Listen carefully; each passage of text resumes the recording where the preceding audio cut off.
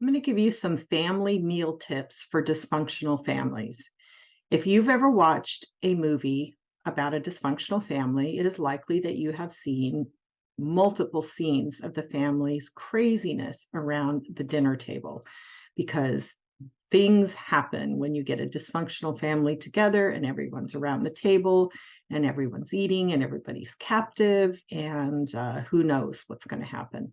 So I've definitely experienced that myself, and I have some things that I've done that has made it easier for me. I have some things that I wish I would have done a long time ago and put into effect when my children were small, but it's okay to learn no matter how old we are and to use those things. And I have much less opportunity, thankfully, to use them now than before, but still need to keep them in mind. So basically, all right, family mealtime. You want everybody to sit down. You want everybody to get along. You want everybody to enjoy the food, your hard work. You want good conversation. You want everybody to cooperate. In a dysfunctional family, probably not going to happen. So, what are some things that you can do when planning the meal?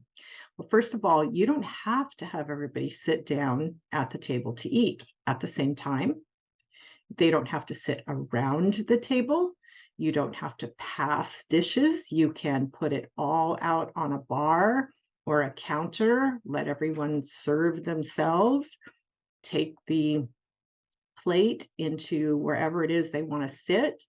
And yes, that sounds horrible, but if you have a lot of tension in the home at a particular time, or people are arguing or fighting, and it's not a big family, even if it is a family get together, you don't have to force everyone to sit together. You can just let people serve themselves and go and sit in groups of two or three or off by themselves if they want to.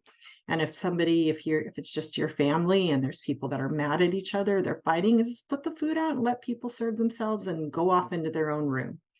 Yes, that's not optimal. Yes, that's not what you dreamed of. But hey, if you got a dysfunctional family, you got to figure out ways to make it functional, which means working to make it work, to get everybody fed, get yourself fed, get dinner over with.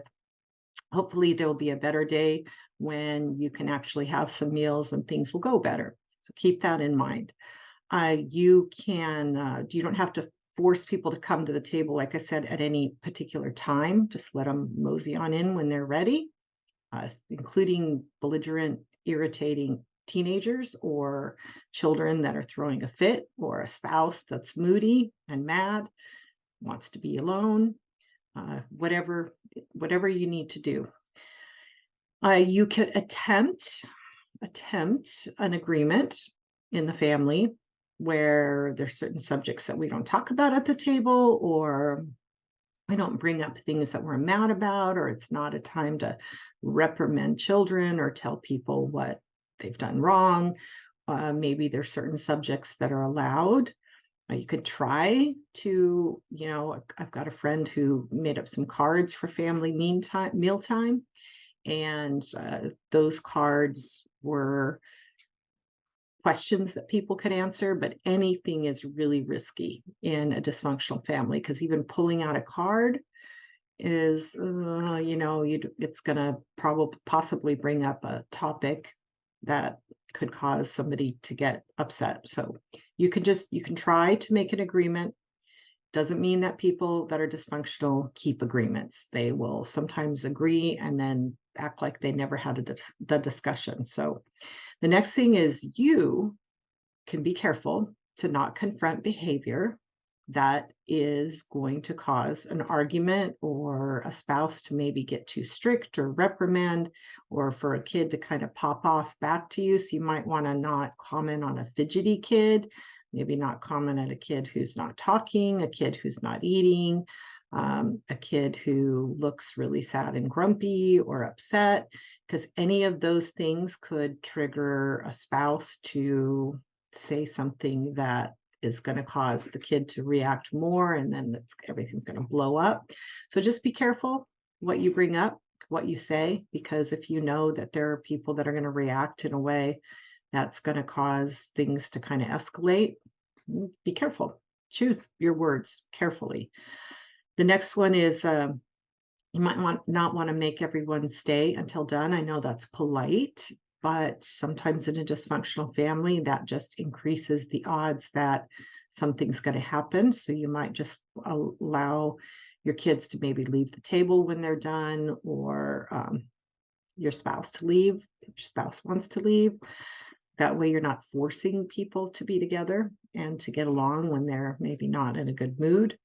You want to be less rigid in what you're requiring as an example in your family, that dysfunctional families don't have to be as rigid. So many rules of, all the perfect etiquette rules. And yes, it's good to learn those, but do you have to do those every time?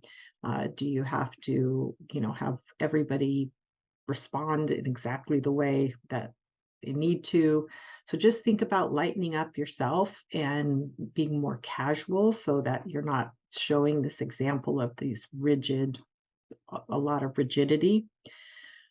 If you are having a party, you might want to have it at your house. If your family gets together and there's a lot of drinking and there's a lot of ends up being arguments and fighting and problems, if you have it at your house, you can ask that there be no alcohol and not serve alcohol. You don't, maybe they won't come, or maybe they'll sneak some in, but that would be less than if it was just everybody bring as much as they want and drink as much as they want. But they may not be willing to come, but you can at least try and set the rules in your own house. You don't want to feel responsible for everyone around the table or at the party.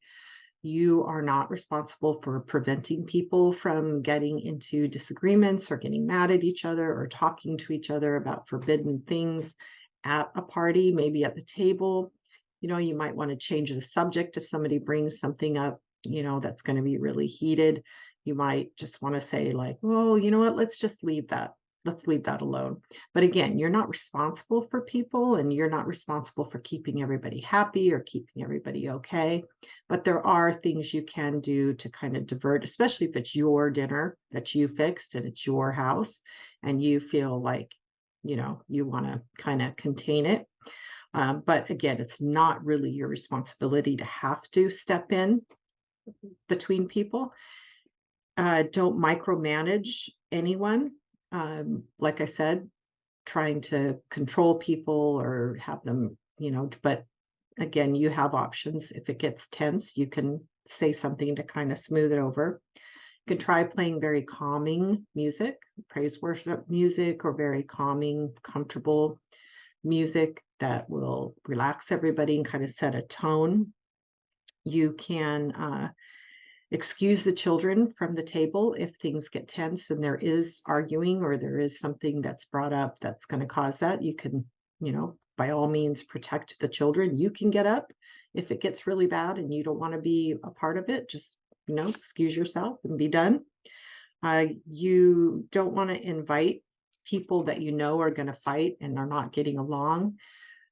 Or you can take the complete opposite and you can invite everyone and let them figure out. Now, sometimes you'll have a mom and dad who divorced and they won't both be together, or they'll say they don't both want to be together at the same place, or maybe you've got two children that are refusing to be around each other. So it can be really tough. Like, who do you invite? What do you do? Sometimes the solution is to invite everyone, and the person who feels that he or she cannot come when somebody else is there won't come, but you won't be picking sides and you won't be uncomfortable by choosing one person over another.